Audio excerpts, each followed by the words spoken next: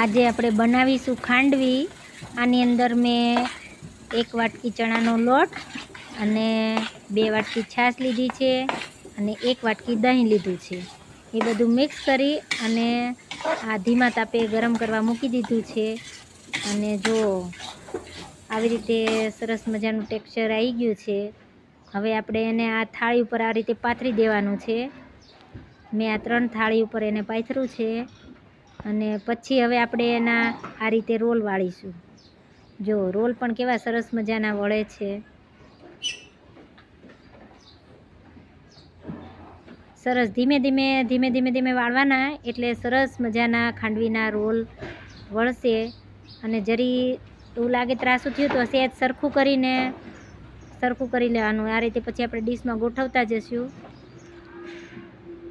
અને આ રીતે જો બધી જ ખાંડવી તૈયાર કરી લીધી છે આપણે।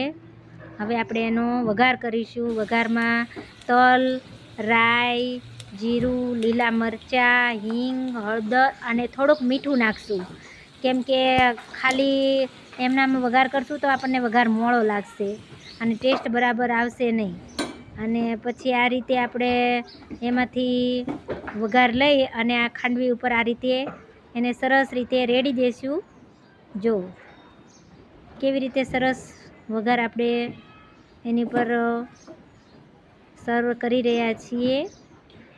અને આ રીતે સરસ મજાનો વઘાર થઈ ગયા પછી હવે આપણે એની ઉપર લીલા ધાણાને ઉપરથી ઉમેરીશું, એટલે એનું સરસ મજાનું ટેક્સચર આવશે અને દેખાવમાં પણ કેવું સરસ લાગે છે। જો આપણે હવે લીલા ધાણા ઉમેરી દીધા છે અને હવે જો કેટલું સુંદર દેખાય છે।